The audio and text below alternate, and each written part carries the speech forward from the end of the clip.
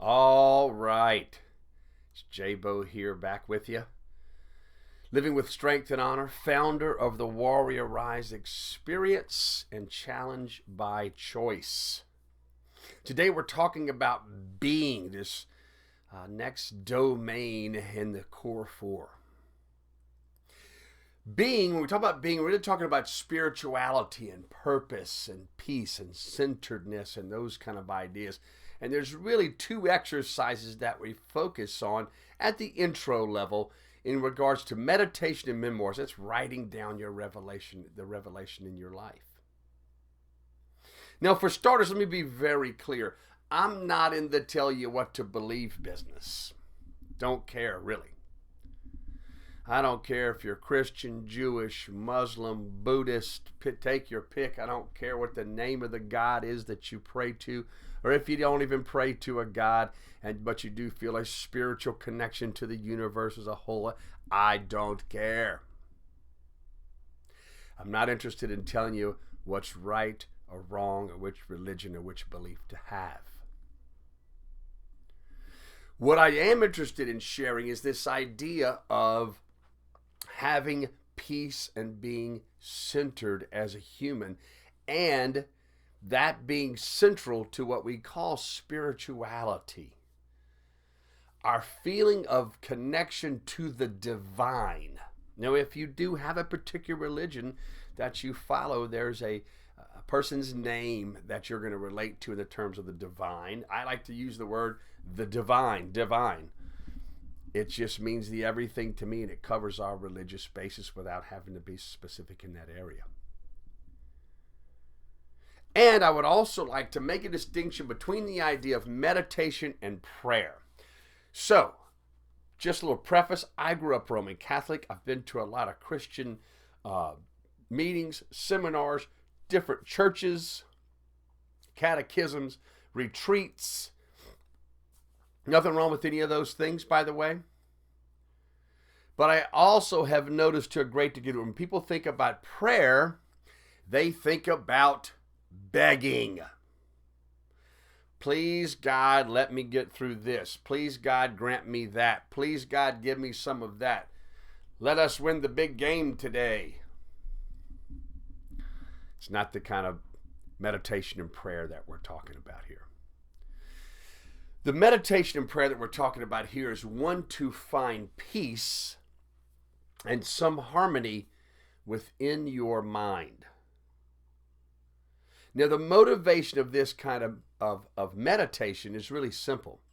You know, the world is a very noisy place for us, especially us men who have all of these different responsibilities we're dealing with on a regular basis, right? Especially if you're a business owner and a father and a husband. Man, it's a lot of stuff all the time, a lot of responsibility, a long list of tasks and to-do, and like the pressure never ends. And if you got a brain like mine, it never ever shuts up. So the practice of daily meditation for me gives space. I get to focus on the noise for just a little while. I get to like hear the noise and just let it wash through me and not let it cloud my brain. Let free up that space and that capacity. When I get to a peaceful place like that,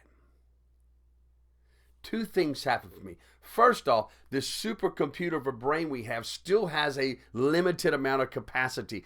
And when it's clogged full of all the stuff, you are using too much of your capacity in anxiety and worry and fear and shame and guilt and desire and ba-da-da-da-da-da-da-da-da. Through the practice of meditation, you can find some peace and quiet for just a little while.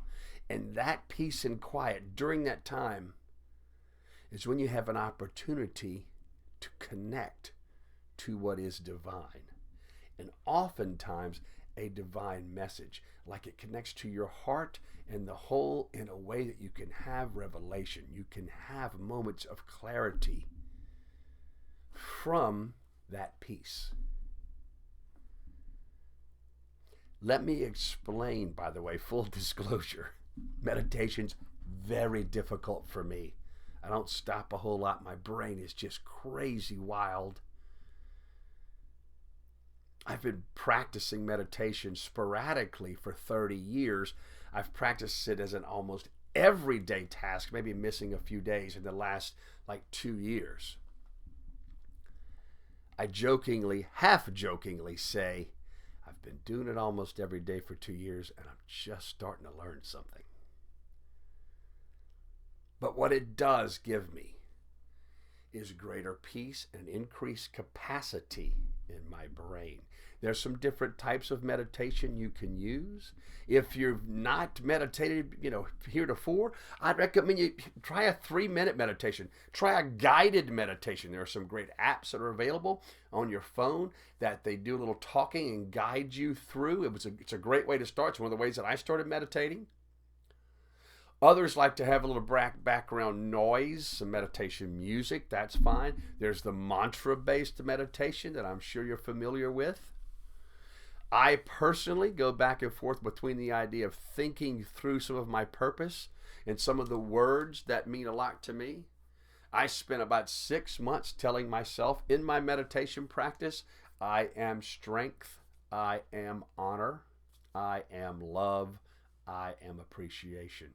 And those words over and over and over and over and over and over. You will be distracted, and that's all right. Just hang in there and keep doing it. Now, some of you may have been meditating for years. That's fantastic. You understand how to make it work for you, and I encourage you to continue to do so. But if you do it sporadically, make it a daily habit. Even if it's just 3 minutes, it'll serve you tremendously.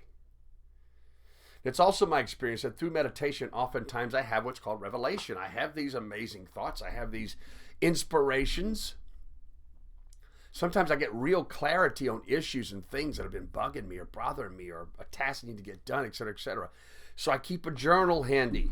I've got 2 of them right here. I'm writing in them all the time. And it becomes sort of my own scripture. It's the scripture of my life, the stories of my life. So I'm journaling down the thoughts that I have, the things that I'm seeing, the inspirations that I'm having, the words that come to me. Sometimes there are tasks and things that I think, I need to do this. Like, I need to call my mother. Who knows whatever comes up. But again, I write about this. What is that about, right? And just write about those things. Sometimes I do a few sentences. Sometimes I do pages. But I do those tasks every day.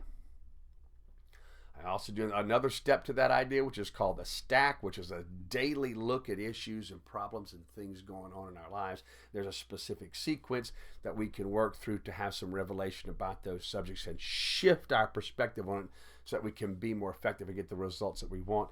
That's more of an advanced stage of the Living with Strength and Honor program. Either way, these 2 pieces in your being will help you to have some peace, some calm and quiet, just long enough to connect to the deeper level of your human nature and your divine connection in whatever way that is. At another level with inside of Strength and Honor, we take a look at purpose and do some real hard work on what am I doing here? What is my purpose? Mine is that I am a charismatic leader mentor founded on strength and honor, destined to lead from the front, creating joy on the journey of expansion. And I'm dedicated to the truth and constant growth with the goal of assisting others realize their impossible. That's my purpose, my mission statement, if you will. And that's a thing we work on inside Living with Strength and Honor as well. I hope this helps you to understand this part of being and this spirituality. This is obviously a very, very deep subject. There's an enormous amount of work to do. And I would have you think about the fact that without being grounded in your spirituality, chances of you being really effective at anything else become difficult because you're kind of you're walking into the wind, right? I mean, you're fighting through the waves against the heat. Whereas when you get to this better place of spirituality with a deeper connection to the divine and some peace in your life, it seems that you're moving with the congruency of your life and everything that is. I hope this helps you out tremendously. Have an amazing day, and strength and honor to you.